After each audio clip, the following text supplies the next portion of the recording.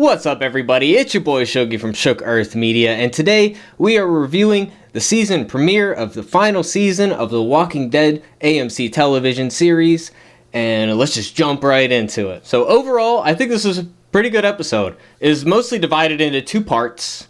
The first part is the storyline about how Alexandria needs to be rebuilt, and they need to get food and resources and stuff. Now, honestly, even though this part of the storyline has most of the action and it has some of the more interesting character interactions, the story itself, to me, feels kind of filler, actually. This late stage in the game, we're still trying to find food and use that as the main storyline when the Commonwealth really feels like it should be taking center stage here. And it feels like they wanted something to supplement that. So the first thing they could come up with was, oh, we need food again. And the fact that we have competing storylines right now, I'm really curious to see how they're going to come together, because my impression of it right now is that this storyline with the Reapers, that we're going back to get food from this other place that Maggie was at, it's kind of a weak storyline. I don't really see what the connection's going to be with the Commonwealth down the line. So it feels like two separate things, and I'm having trouble seeing how they're going to come together at the end. So that being said, this part of the storyline had some of the best action in the episode, absolutely. It's really cool to finally be getting into another new location. We're in the subway. It's super creepy and atmospheric. I was really impressed with the opening scene because no words are spoken. It's all action, all visual.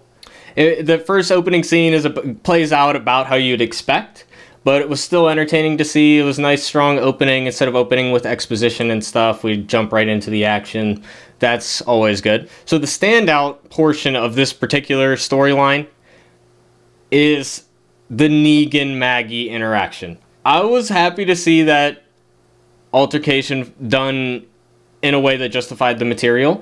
In the bonus episodes, we kind of had these weird standoff things, and it didn't really click for me, but this episode encapsulates that in the best way possible, and I really like the scene where Negan's the one making sense, and I totally agreed with Negan, everything he was saying, and that was, a little different. So, and of course, there's a BS cliffhanger of something that Negan decides to do. I'm not going to spoil it here, but it was surprising. I honestly didn't expect it. I'm curious to see how Negan's going to justify it or explain it later. And I'm very curious to see what they do with his character, because in the comic at this point, Negan just kind of left and that was it. So it's completely open book at this point as to what's going to happen. So the B storyline, the Commonwealth storyline, I personally find much more engaging. Even though there's a lot less action in this, it's a lot of intrigue and a lot of dialogue, etc. I liked what I saw. It's more intriguing than the rest of the episode to me at this point, which is interesting because I previously complained about the bonus episodes not having enough action, but the most interesting part in this episode to me is the part without any action whatsoever. But, I enjoyed the interview segments was well done, and it was fun to see Eugene answer those questions, and seeing Mercer was great. He's very well cast, and I'm a fan of that character, so curious to see how it goes.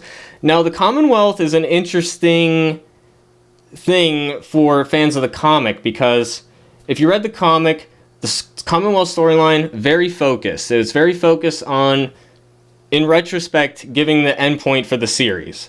And it served as a bookend to Rick Grimes' life to that point in the apocalypse. Now, of course, we don't have Rick Grimes, so it's a whole different dynamic here, and I'm really curious to see how it's going to play out, because we have the CRM and the Commonwealth. I'm wondering, are those two going to interact in this final season at all? We have the Reapers, who I feel like they're just going to be a temporary storyline, so I'm really curious to see how all these elements merge together. So this A storyline, it introduces us new characters that Maggie met when she was off doing her own thing. And I gotta say that these new characters, I'm kind of indifferent to. I'll admit my first instinct was, oh, these guys are just a bunch of red shirts that are gonna get killed off in short order. And I still think that's probably what's gonna happen.